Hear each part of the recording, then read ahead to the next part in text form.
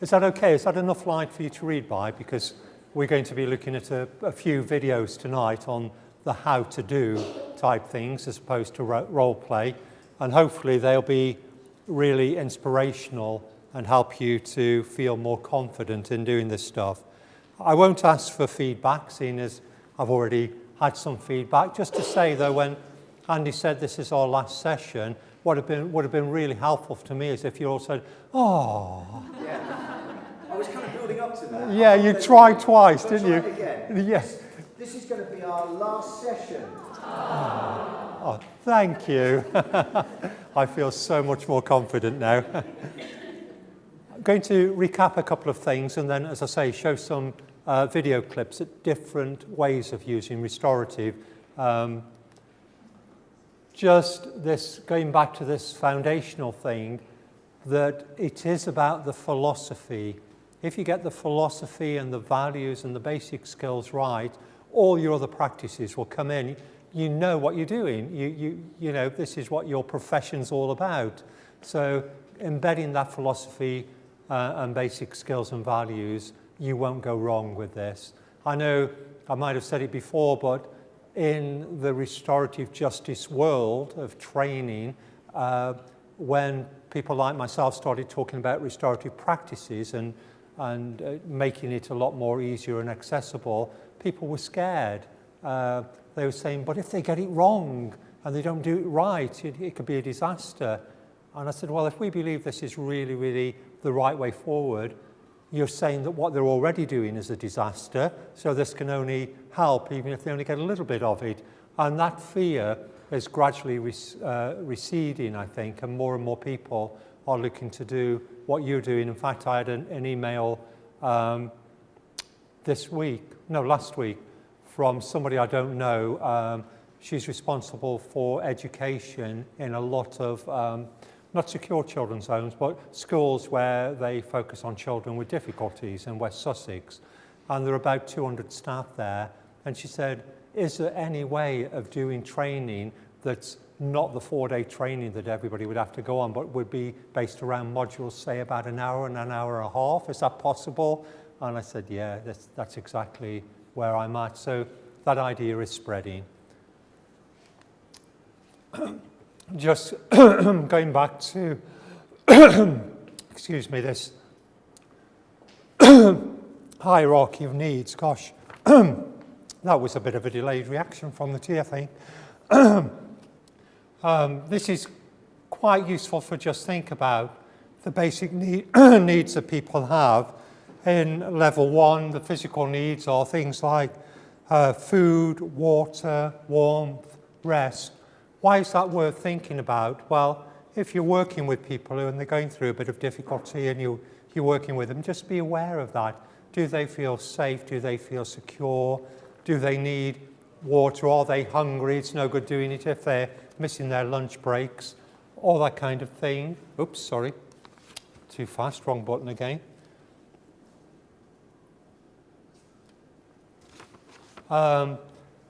The safety and security aspect there, belonging, love and affection, just constantly reiterating that you're not here because you're in trouble. You're here because I'm going to help you to resolve these difficulties, moving away from the fear. And that will build self-esteem, and it will enable them to think, oh, thank you very much, thank you. It'll enable them to think creatively and come up with solutions, hopefully. It just sets the base for them to be effective. In just again a bit of a recap, in restorative we think about safety, respect, volunteering. You can't force somebody to do a restorative process. If they choose to opt out of it, they're staying where they are with only the punitive system left. It has to be something they volunteer for. Neutrality, very difficult when you know the children really well, but to stay neutral. Remember the social discipline window, doing with, not doing to or for, making it accessible, and it's all about restoration. Whereas again, recapping with the punitive, it's about punishment, brings humiliation rather than respect. It gives solutions we tend to take over rather than be neutral. We do 4 or do 2. We tend to tell or lecture, and we compel people to try and do something. So completely different. Those are some of the values. In a restorative school culture, again, going back to that pyramid of escalation, where you have practices that the whole of the school, where most of the people have interaction here, can buy into and understand, which will stop the escalation up into that area of conflict or the very serious stuff up there. They're resolving difficulties using some of the restorative practices, a moderate portion of the school population, and they're the intense intervention, which you might have parents involved, you might have other agencies involved at that intense intervention. But the more we do down here, the less we'll have to do there, and the less frequency of those sort of incidents. These are just little refreshers. With the restorative practices, we often think about the restorative continuum from right at the most simple position there, using effective statements, so and getting the pupils used to coming up to you, making those statements. Miss, when this happened, I felt, and I think, and using that sort of approach, just helping. That's the most informal, that's very therapeutic. If children can do that, or adults can do that, because you're expressing your feelings, it's cathartic to do that, and you feel listened to. You know that. It's your world. You understand how effective that is. Then a bit more formal is using effective questions and asking those questions, those 5 questions. What happened from your perspective? What were you thinking at the time? How did that make you feel? Who else has been affected by that? What could you do to help make things better? Oh yes, I forgot to put that. I've got them up there again. What happened? What were you thinking? How were you feeling? Who's been affected by this? What do you need to do to put things right? Or if we use slightly different questions for the one harmed, what happened? What did you think, feel? Who else has been affected? How? What's the hardest thing for you? What do you think needs to happen to make things right? Then we move on to small impromptu conference, and we'll see an example of that in a moment, with just a couple of parties brought together and a teacher going through the restorative process. Only a 5-minute thing, doesn't take long to do. Then into group processes, we'll see an example of that. This is the sort of thing you can do if there's a situation involving several people or the whole class, or it's an issue you want to work through.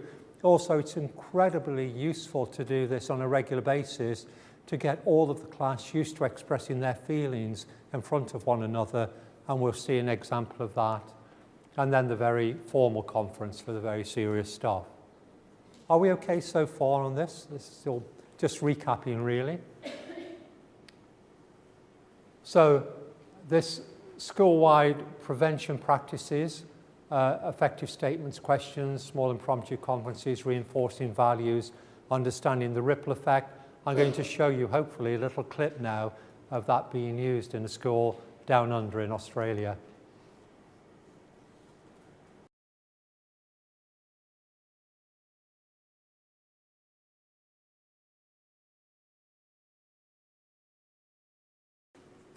Fairly straightforward, wasn't it? But effective.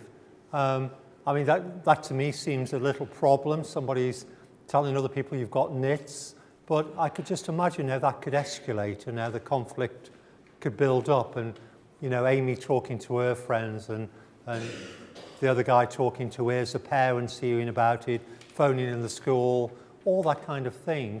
But that simple restorative process, and the member of staff who was doing the restorative thing, he didn't stick to the letter, to the script, but he had the right values, philosophy, principles, and he used the questions in a more flexible way, and it worked, didn't it?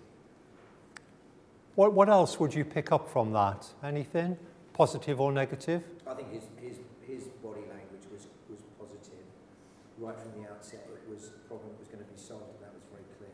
Yeah. And the calmness and just the way in which the situation was managed, I think was really positively done. Excellent. Yeah. Jack's body language changed, didn't it? It did. Considerably throughout it. Yeah, from that Yeah. to be more open and yeah. Also, gave the boy a chance to think about it. You know, the boy was thinking, you had that little chance to sort of reflect before he spoke to anybody. So he was always ready to apologise. Absolutely.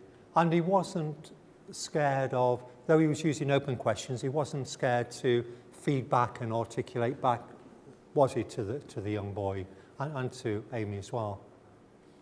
He admitted it very easily. Yes. Some of our children don't always as readily say, yes, I did, or there can be more, no, I didn't, no, I didn't. Yes. Yeah. So he was very open to going, oh yeah, I did that. Yes. Did you all hear that about he was very open to admit it, whereas sometimes children are not so quick, you know, it's no I didn't type thing. And I guess that's one of those things you just have to create again, keep creating that safe environment. I remember the house parent from Christ Hospital School, when we were doing this stuff in her house as the first one in the school, and she said it was really good that now that the girls have really got hold of this, I no longer have to keep going round trying to find out what really happened, because people are not scared to tell me because they know they're not going to be punished and the friends are not going to be punished.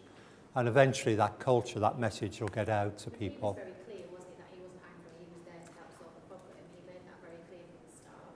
What would your advice be if the child isn't as readily open to saying I did, and you just gone around in a circle with one saying they didn't, one saying they did? Yeah. What would you advise in that situation? I think I would give them a break and say, okay, we'll talk about this tomorrow again, give them a chance to think about it, again reiterate, you're not going to be in trouble for this. In fact, I think it'll be very positive if you're able to talk about it and admit to doing it. So think about it overnight, you're not in trouble, and we'll talk tomorrow.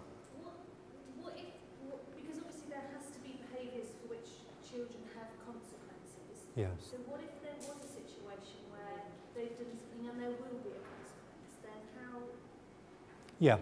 Where they might be in trouble, you mean? Yeah. Or they have to, because there has to be consequence. We can't go around hitting or kicking each other. You know, there kind of is a. How would you? And you'll come across that if you're dealing with authorities as well outside of the school. If the question is if there's an action that must have consequences, how do you then work in a restorative way? And I would still go through the restorative process with them, say, look, you know, the police are involved or whatever, you know there's the consequences, but if you're willing to do this and talk and meet together and go through this, that'll be very, very positive. And even if the action that they've done that's wrong has to go on the record somewhere, this will also go on your record as very positive that you've done a restorative conference, practice, and we'll inform your parents that that's what you've done as well. And I guess we've had experience of that, haven't we, whereby children still have to go to timeout, but you've gone through that similar sort of scenario there, but they realise that even though it's been resolved, they will still have to go and spend their time in timeout because that's the consequence of their actions. yes, yes, indeed. And, you know, that's certainly where I first got involved in a prison with people who are locked up for life. There's still an outcome, but it's still, the restorative process was incredibly powerful in their lives and the victims' lives as well. Okay. So the next one up is managing the more difficult situations, learning circles, restorative conversations, hallway conferences, full-blown restorative conference or peer mediation using the pupils, and hopefully there's a little clip for this as well. This is using a corporate problem in a class using learning circles.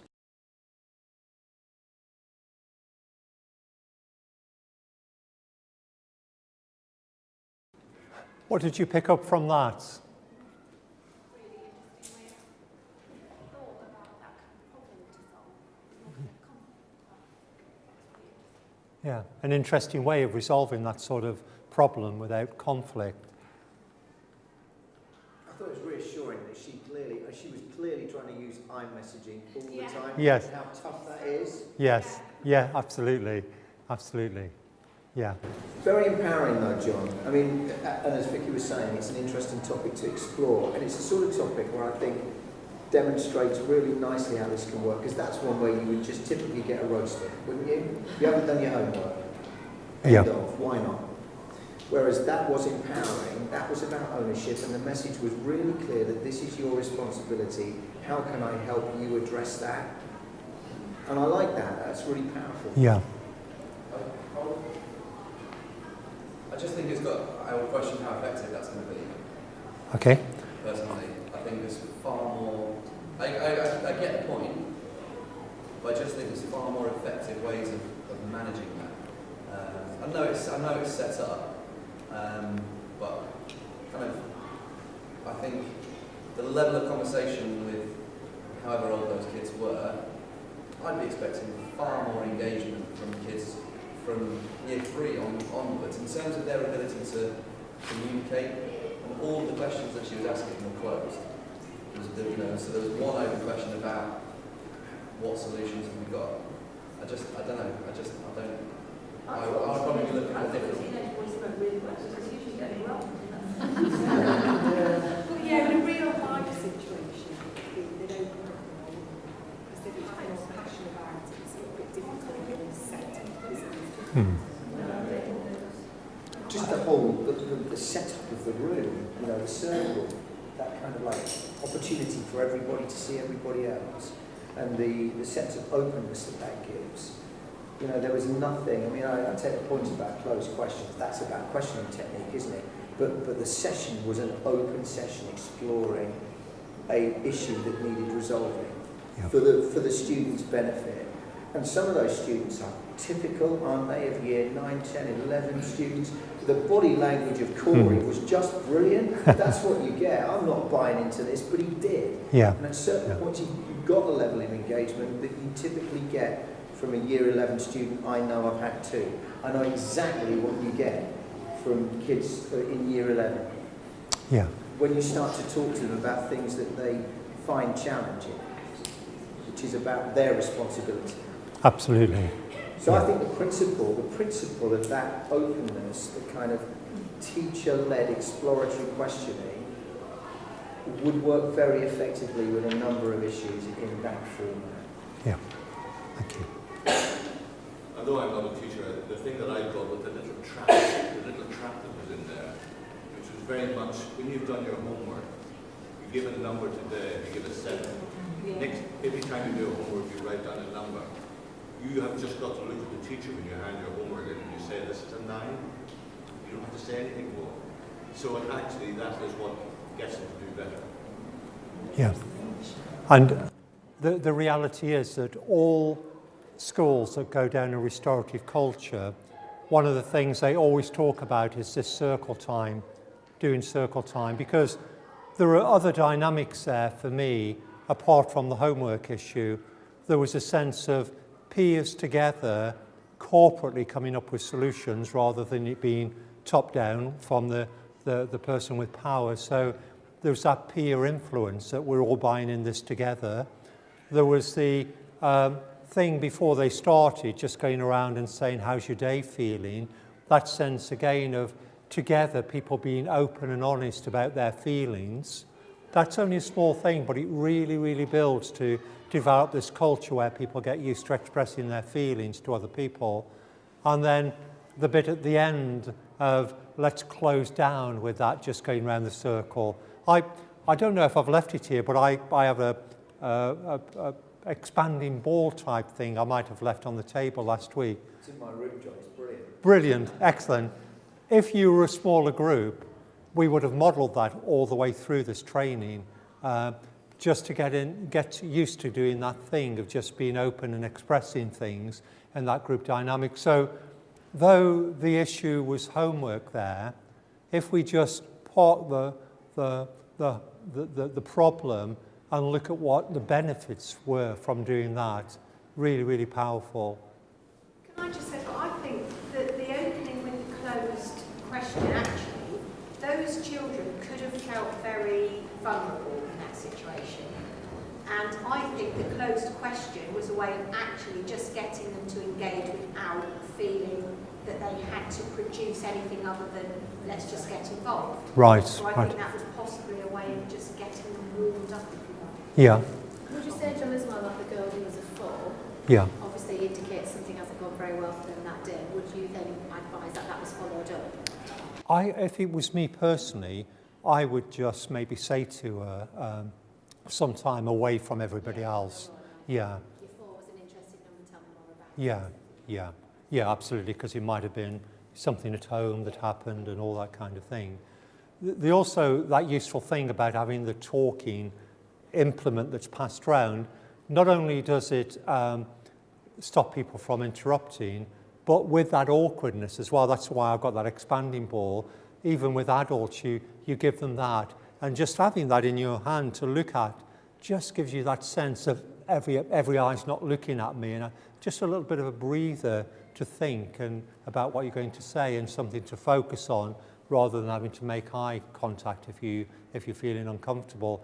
I was doing something last night and it was around a great big long dinner table with about 30 people there, and it was part of some training. I was speaking at it, and after I took one of the little things off the table, one of the decorations, and used that as a talking piece, and we just went round the table, and people had a chance to express or to pass if they wanted to. And the thing with that as well is if you don't feel you want to say anything, you can just pass it on without having to say, no, I don't want to say anything, which, can be a bit awkward. So it's a useful tool to have.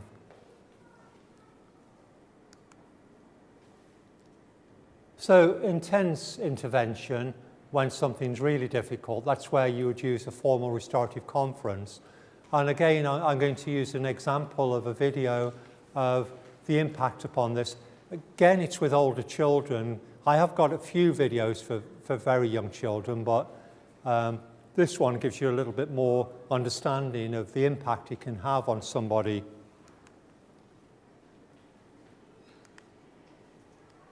Just things to consider. Oh yeah, while I'm doing that, I haven't brought a copy of all my notes with me, but that set of notes you've got about preparation, things to consider if you do a formal conference, is a neutral venue for both parties that they'll feel comfortable in, and with room for, or some way of having a breakout space. So if somebody's feeling a bit pressured or tearful or whatever, have an agreed breakout space where somebody can go to.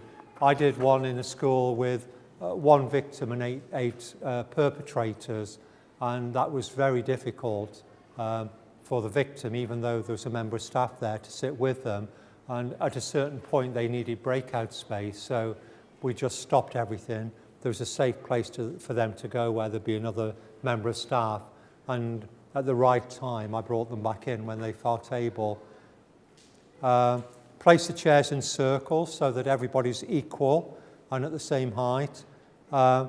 Consider who should sit next to who.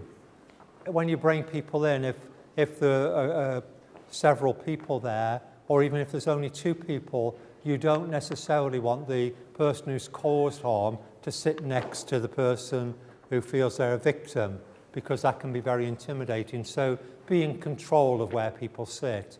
I usually would place myself somewhere in the middle and have, people who are on the side of one side of the equation, party 1 and their group, and party 2 on the other side, and have a space so the chairs don't join up, and just try to be aware of that. Make sure that they're all greeted and thanked for attending, just like that Ozzy did with his 2 children. He really thanked them and encouraged them for attending. Have tissues and water available. If it's a serious situation, tissues are quite important. That this thing that I was involved in last night after Kay and I, sorry, that's my wife, by the way. I'm not allowed to drive for a week because of a little medical thing I've had done, so Kay's chauffeuring me. Sorry, I should have said that right at the beginning. Kay and I were at this thing and ended up having a one-to-one with somebody, and she was in floods of tears, and I just didn't anticipate that, but fortunately Kay had a load of tissues, didn't you, Kay? And that was very helpful. And if you have got people in, if you've got parents in and stuff like that, provide some drinks and biscuits after if you can, just so after it's finished, everybody can just relax and talk to each other. Now there isn't a tension there. That's incredibly helpful. If it's a very serious situation, sometimes it's helpful to have two facilitators there. One maybe taking notes while the other is focusing on the individuals, just so you've got some notes to come up with some sort of sense of agreement. This is what we've agreed. Is this what we're agreeing on? And people can sign that and say, yes, that's what I agree. With that Australian guy and the two little children, the informal one, a handshake was the equivalent of that, wasn't it? But so too helpful. Then going over to the other page, not the back page, there's stuff about preparing the parties there, but there is just a crib sheet on how to go through a proper, full-blown restorative conference. And just a process, I find it's useful to have that on your folder where you might have your folder to take notes, just have that on the other side there. Just things about housekeeping, know where the toilets are, breakout room, how long it will last, how we'll be in the meeting, listening and not interrupting, and the outline of the meeting, the questions. And then just a series of the questions again to the wrongdoer, to the harmed person. And if there's somebody there who's supporting the harmed person, a parent or somebody else, questions to ask them and the supporter of the wrongdoer. And then going down a little bit to the wrongdoer, after hearing what everybody has said, is there any more you want to say about how it's affected people and what do you think needs to be done to put things right? Then to the harmed person, what would you like to come out of this meeting? And then to the wrongdoer again, what do you think about what has been said? And then maybe to their supporters if necessary. So it's very structured. You can be flexible with it, but if it's a serious situation, you might feel more confident just having that little crib sheet there. I know I did the first couple of times I did it. I'm quite comfortable now, but just a helpful tool, hopefully. Any questions about that? Just with a breakout space, John, if you've got a child who is clearly distressed and needs time away,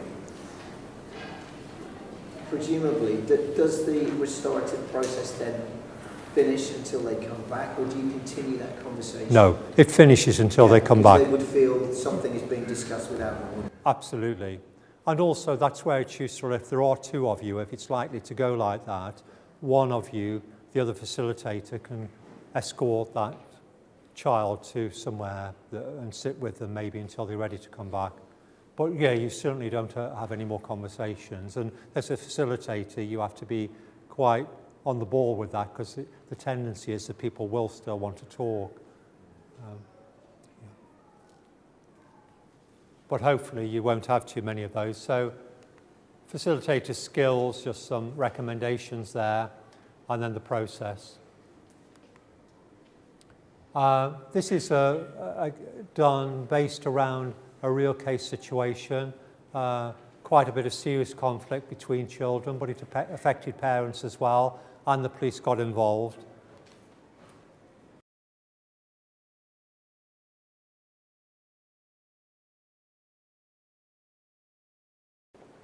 Any thoughts? I instantly can't help thinking that it wasn't just about those two originally. Were the other guys involved in that restorative? Yeah. I think from just having listened to that a few times that Hannah must have been the key person because she's the one who had some action taken against her by the police. So we don't know the full details of what went on there, do we? But would you recommend that the whole group were involved in that? If it would depend. I think in that situation, with Lauren being the way she was, I wouldn't have the whole group involved. But I might then suggest that maybe the other girls, one by one, or getting them together after Lauren feels all right and confident, I might suggest doing that. Yeah, you have to be so flexible with that. But certainly in the state that she was in, if they were all there together, I think that would have been too much. Yeah. It's nice to see a really good example of where somebody who's made a mistake has then had the opportunity to apologise and see that she's done wrong and think it through. Yeah. Because, you know, somebody that age, after they've made that sort of mistake, will probably feel awful about themselves, rather than just being seen as somebody who's done something really wrong.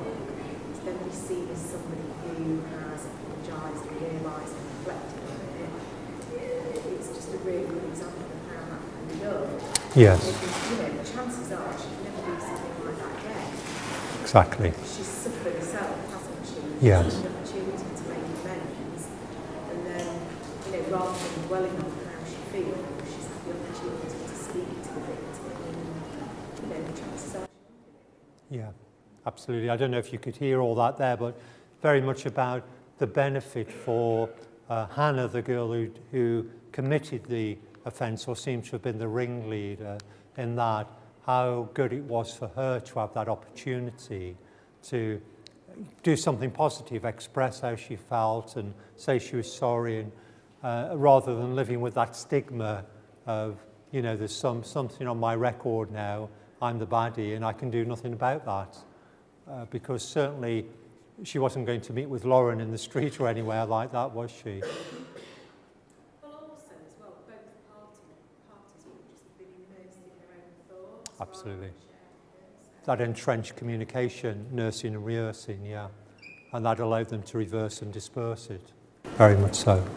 Then again, you had, like, you also know about a child that is reluctant to join, and they've both been reflecting and thinking about that the perpetrator knew she was wrong.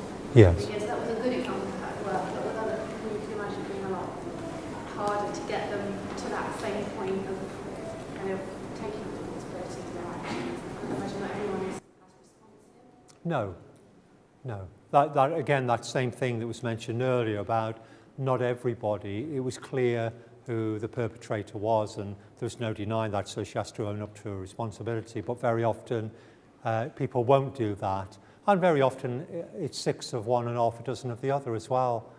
But that doesn't matter.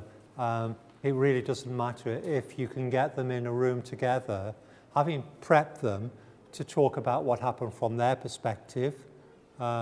And very often when they talk about it from their perspective, the one who seems to us to be the harmer actually has been harmed by the other person or whatever. But just get them to talk about that and hear it together. That's where the healing takes place. That's where those mirror neural networks get formed and empathy is built. And it's very, very positive, very helpful. So I don't even worry too much about the clear distinction, unless it is in a criminal justice system or something very, very drastic. Do you find that So. I was just going to say, I think timing is everything with this, because ultimately they could well have had some time to reflect, some time to feel guilt, and some time to... I'm just conscious that in a school environment, you know, how long do you... Sometimes you might have to be a little bit patient, might you, to get everyone on board in that right place for it to be effective. We've got to be conscious that we don't try and hurry things along. No, absolutely. You are. Timing is really important. And though the informal stuff you can just do then and there, or the circle time, but when it's something like that, if it's that serious, anyway, chances are you're going to be talking to parents, you know, as well as the pupils. you might have had to put, I don't know, you might have had to put some sort of separation thing in there to keep them separated for a while till you've got a chance to talk to them. Yeah, it is. And when in the criminal justice system, where it's a very serious offence, like, you know, assault or burglary or sexual offences, you might take a year before you actually get people together.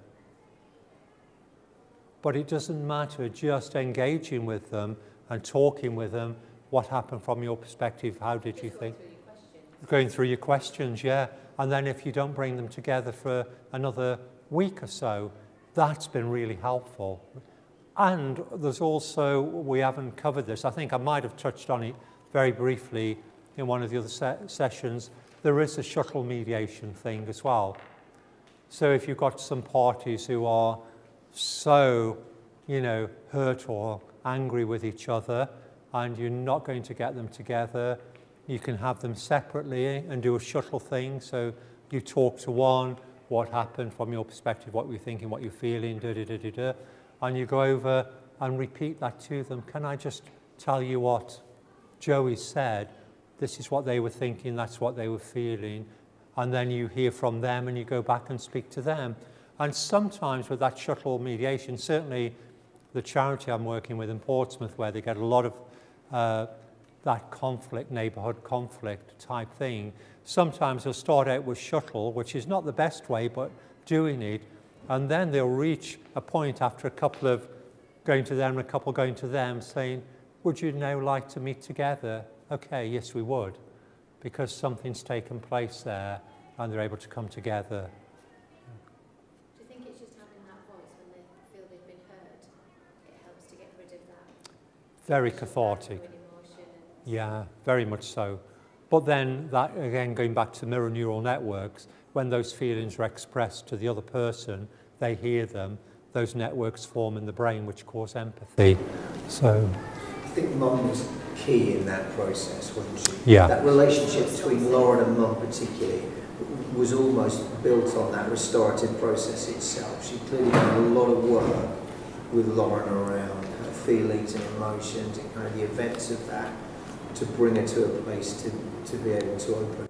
And also what we wouldn't have seen in there, but I know for a fact it would have happened, the blonde lady who was facilitating, she would have met with Lauren maybe twice and with Hannah, yeah. Would you like to see another example of that? Would you like something more serious like that, or would you like to see it worked out in a playground in an infant school? Playground, okay.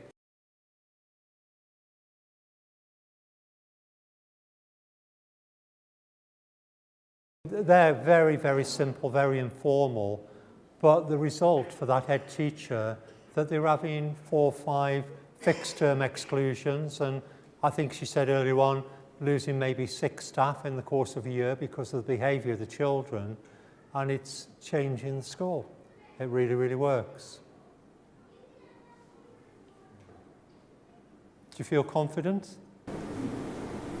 It's really good to see examples like that, John. And it's really difficult, even that little snapped conversation there. It's so hard, isn't it, not to give your opinion. Yeah. You know, you can say, I can understand how that person feels. Yes. Yeah.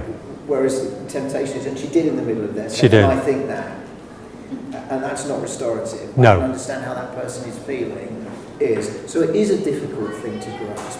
What strikes me about that is how, if we model this effectively, our kids are good enough to be modelling that process themselves. That's where I think it's really, really powerful when children go through that restorative process before any intervention from an adult's needed. Yeah. That's where I think you've got it within the ethos and culture of the school. And those questions and those processes, the I messaging, could be taught to the school community quite simply. Absolutely. About the value of them. Yeah, absolutely. And as I said before, you know, with this idea of trying to get this in every school, from primary all the way through right up to university, by the time that people come out at the end of that system, this becomes part of their life and part of their culture, doesn't it? Which impacts the workplace, the neighbourhood, their families, and the way they bring their children up as well. Yeah, it's really interesting, and I think as a school we would acknowledge our kids' behaviour is fantastic and their relationships are great, and yet I was saying to them in assembly the other day, and this is absolutely true, for every one positive message I heard in the hour and 15 minutes I was out there, 5 were negative about the wrongs that people had done, and who said what, and that is the reality of where children are, and actually the power of something like this to begin changing that mindset. Yeah, absolutely. So I set them the challenge, I want to hear 5-1 the other way. I didn't, but we're still working on it. Yeah. I think that's the thing, it's time, isn't it? It's not a quick fix. It needs time invested, time invested. Punitive system is a quick fix, but it doesn't have any impact long term. No. It's all too easy to think, oh my word, but actually, long term, it changes their thinking and their mindset rather than a quick, sharp punishment. It's out of your hands, but they really learn anything from it. Yeah, exactly. Teaching of PDL sessions as well, and showing them examples like that, they'd really be able to kind of mimic that and take it on board. Yeah, I agree. And was it in the secondary school where they had the restorative questions on display? Yes, that's right, yes. That was really useful. Yeah. Do you know, the I-messaging is very powerful, because if you are in the playground, and I have used it 2 or 3 times this week, to say, do you know, I really feel upset when you bring this to me, because it shows that we're not quite getting it right. Yeah. And that is really powerful. It you can is. see them thinking about it. Yeah, absolutely. And then they don't say anymore, and they take it away, and that's lovely. Yeah. I don't know if it's resolved or not. Yeah. No. Just But go to somebody else. Don't upset him anymore. So, but I think there's a lot of mileage in this, and the more I see that, and I know it's a bit simplistic in places, and I know it's a bit staged, but actually there's the principles of it that could be so powerful. Absolutely. Stage stuff, primary school kids will just laugh it up, because if you give it to them as role plays and stuff, they'll just do it, won't they, in BDL sessions. Exactly. You could do that. To do stuff like that. Yeah. Not like us. No, exactly, where I have to use videos because you won't do it. But no, you're absolutely right. And I think that positive affirmation stuff as well, that, again, it's really hot off the press, but when we hear a negative word, it releases chemicals that actually affect the way we process something in the frontal lobes of our brain. And if we hear a positive word, it releases other chemicals, and one creates a desire to do something motivational, and the other a fight-flight thing. Very powerful stuff. And what I like about that lady doing the jazz hands things as well, that head teacher there, is you're right, she didn't do it perfectly at all, but it still worked, which is my mantra. You don't have to be perfect at doing this. Just do the best you can with it, and it will work. It will work far better than what we've been doing before. And what you would hope eventually is that actually that little girl would be taught how to do jazz hands by the other two. That's the process that you want kids to get to. Yeah, absolutely. And that's where I think our kids, because I can't do jazz hands either. But I just think... I don't even know what it is, actually. I'd feel so much happier if I knew jazz hands. But I think that resolution is somewhere where children can get to on their own. Yeah. And lots of kids in our school do that daily, I'm sure, without us even noticing it. A solution, so sorry, but are there any other things you could do? That's Yeah. And in fairness, there was a little bit of that, wasn't there? Because they said, oh, maybe we can learn another move, or do another move that you do. And I think that if you get used as well to use those circle times in your classroom whenever you can, even if it's just, let's just go round the room and say, how are we feeling today, or what are you worried about today, or where are you? That just creates that culture again of openness and talking about feelings, and that communal buy-in together. It's not just me and Miss talking, it's me and everybody else. We're in this together. Cool. Anybody got any thoughts or questions before we close? close up, or are you already halfway down the M27? I'm not, because I've got to go to another meeting after this. There ever been a situation where the victim feels that the other person should have been punished for the I think that's an initial thing with everybody, but until they are at a point where they want to do it, it has to be a voluntary thing. I made a couple of good friends, a guy called Ray and Vi Donovan, and if you Google them, you get their story on the internet somewhere. And I met them because I took them into Kingston Prison maybe half a dozen times when we were doing restorative things. And Ray and Vi, they had 2 teenage boys, and one was working in a pizza place to earn some money. I don't know whether he was home from university or what, but anyway, he was walking back from this pizza place, finished work, and I think he'd actually phoned his dad up and said, "Are you going to pick me up?" And it wasn't that far away. He said, "No, get out of it. I've been busy all day, I've been to work, you can walk home, it's not very far." As he's walking home, there's a gang of youngsters who've been drinking and I think probably some other substances as well. And that's right, he was walking back, his big brother went down to walk back with him. And as they're walking back, and this gang parted, and then they grabbed hold of this son and started to hit him and kick him, and he fell into the road, and all that kind of thing was going on. And as that happened, a car, this was on the brow of a hill, a car came over the brow of the hill, ran over him, caught his clothes in the exhaust and dragged him down the road, and he died. And Ray and Vi, they'd gone to bed that night. They didn't know any of this sort of stuff until the policeman knocked on the door and told them. And they talk about their experience. They were taken down to the police station to formally identify their son, but they weren't allowed to go near him because the son was a body of evidence, so they couldn't touch their son. They didn't have the right to take him home, in a funeral until after the court cases had gone through. And because when the car ran over him and all the stuff that went on, these young people didn't try to stop the car or do anything like that. It was classed as murder. And so there was a long delay for the court case to go on. And in between time, Vi, the mum, they were both devastated, but she was so angry.